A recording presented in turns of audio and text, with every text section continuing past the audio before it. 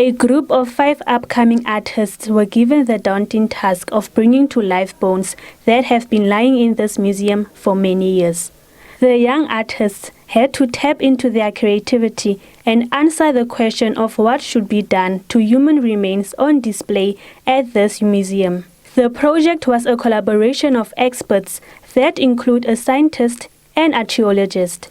This project motivated these artists to paint while thinking of their heritage. The main aim is to involve local artists, which were selected through the open call, and ask them to take inspiration from their own culture, heritage, and as well as a collection, to talk about difficult subjects like death, life, spirit, also about the remains, the ethics around remains display in a museum. The archaeologist who participated in the project gave guidance to artistic interpretation while humanizing and immortalizing the dead.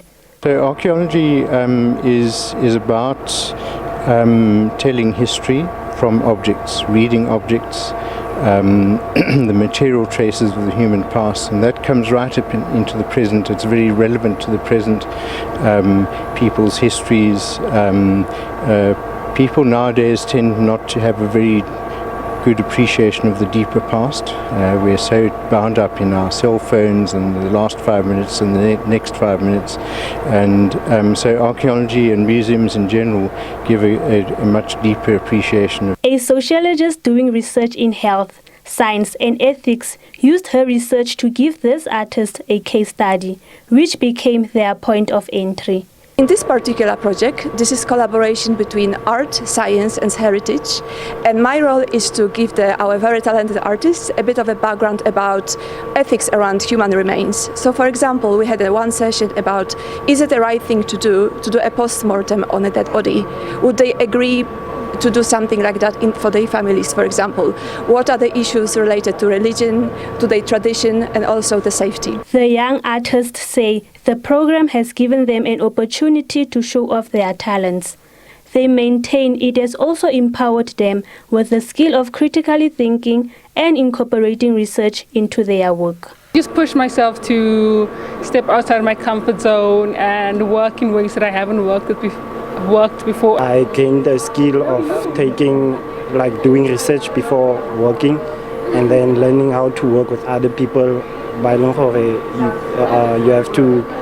have to do research at intense and then use all the objects that are in the museum to actually mix them into your art. This project helped Cursive, as an artist, you really struggle getting exposure and other people to recognize you, and artists are very different because we don't talk a lot, so doing art is a way of expressing ourselves.